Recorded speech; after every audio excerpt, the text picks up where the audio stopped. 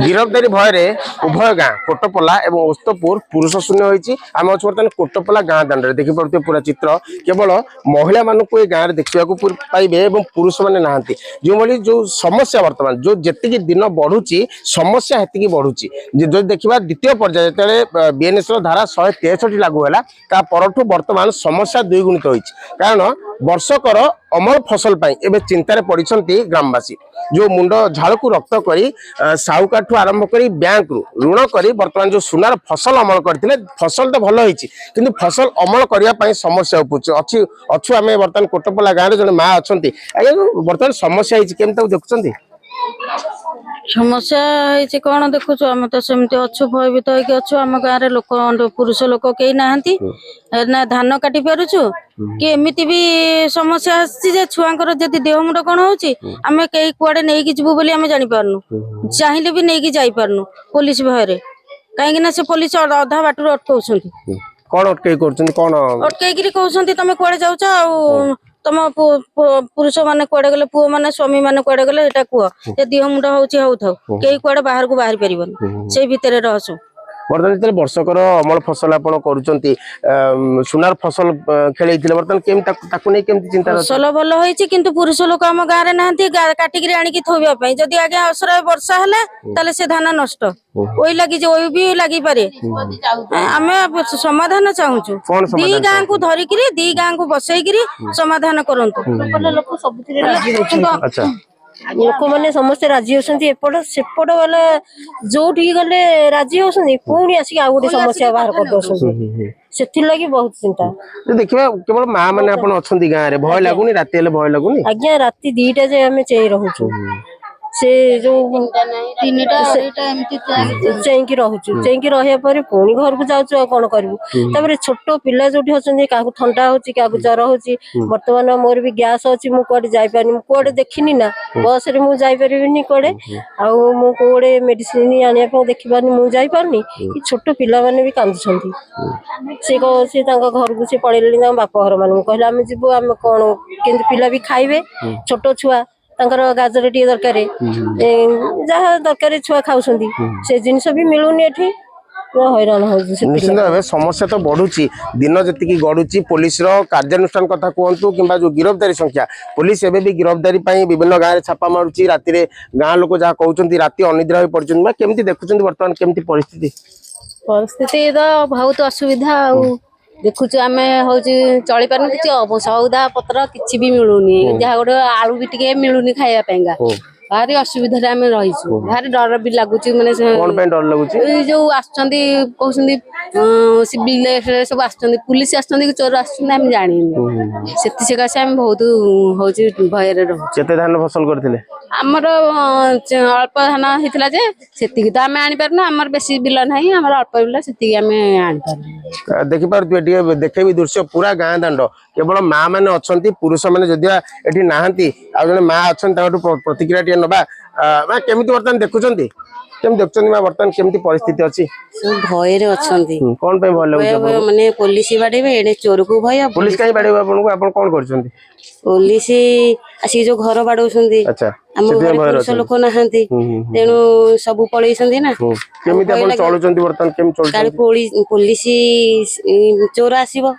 Police बेसरे outta भय लगुच आम कबाट देकी रहूँ कबाट खोलु भी सब गाँव में जानले पुरुष ना चोर आसी पारती से भय लगुच बहुत भय लगुच केमी चलुछंती बर्तमान सौदा पत्र केमती आनुछंती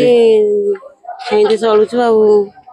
केम चलुछंती आपण बर्तमान कहले 10 दिन हेलानी 10 दिन हेलानी बर्तमान तो पुरुष नाहांती आम स्त्री लोक माने को करू कोठु आनी खाइबु हेले जति जा मिलि जोठु आनी के स्त्री लोक निजे जाई के आनी खासुंती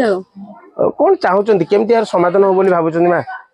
आम तो समाधान चाहूँ सब बेले 3 थर बसले भद्र लोक बसिले जो मीटिंग होची कलेक्टर सब कलेक्टर सबुठी मीटिंग राजी होकर गाँव को आसला घोषणा बुझी कहू आसला चलती फाइटिंग भावुना जो मैंने संपुक्त ना भी गाँ छाड़ा बाध्य होती जो मैंने गंडगोल ना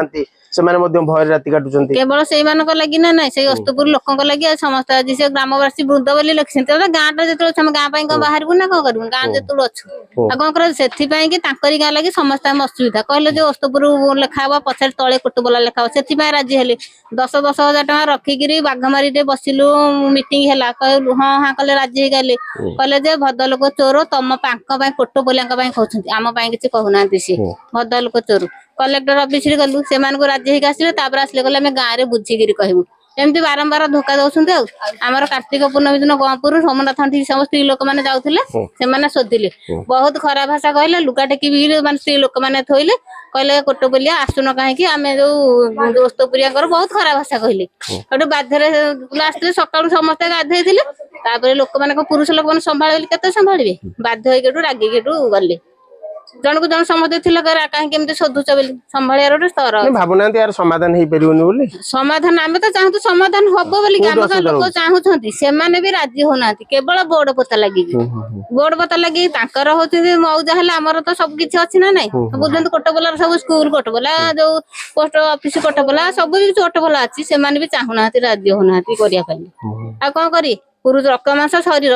ସମସ୍ତେ ସମାନ ନା ନାଇଁ ଆପଣ କେତେ ଜମି ଚାଷ କରିଛନ୍ତି ତଥାପି 4-5 ମାଣ ଚାଷ କରୁଛୁ ବର୍ତ୍ତମାନ କଣ ତାର ଅବସ୍ଥା କଣ ଅବସ୍ଥା ବିଲରେ ଯୋଉ ବାଉଁଶ ଦବା ପାଇଁ ହେଲାଣି ସେ ସବୁ ଛିନଛତ୍ର ହେଇକି ପଡିଲାଣି ବର୍ଷା ହେଲା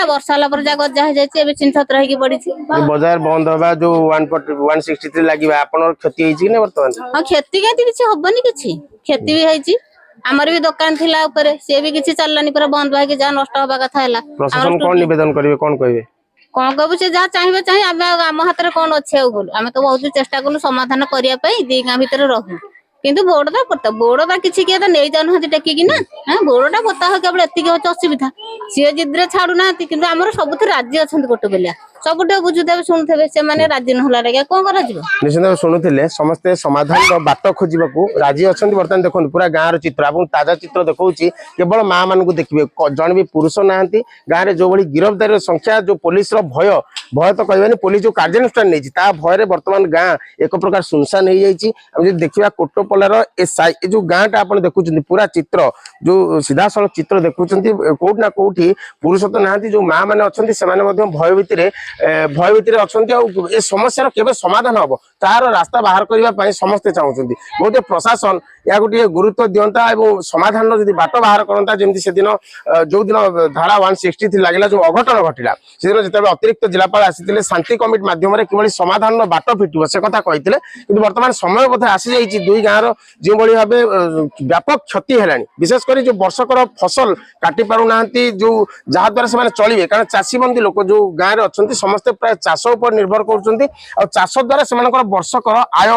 ହେଇଥାଏ ଆଉ ଧାର ଉଧାର କରି ଯୋଉଭଳି ଧାନ ଫସଲ ଚାଷ ହେଇଛି ବର୍ତ୍ତମାନ ସୁନାର ଫସଲ ଦେଖିଲା ବେଳକୁ ମାଟିରେ ମିଶିବାକୁ ବସିଲାଣି ଯଦି ପ୍ରଶାସନ ଟିକେ ସମାଧାନର ବାଟ କାଢନ୍ତା ଏବଂ କିଭଳି ଏ ଘଟଣାର ପୁନରାବୃତ୍ତି ନ ହେବ ଏବଂ ଶାନ୍ତି କମିଟି ମାଧ୍ୟମରେ ସମାଧାନ କରାଯିବ ତାହେଲେ ବୋଧହୁଏ ଦୁଇ ଗାଁରେ ପୂର୍ବାବସ୍ଥା ଫେରିବ ଭାଇଚାରା ପୁଣି ଥରେ ଫେରିଆସିବ ବୋଲି ଆଶା କରିବା।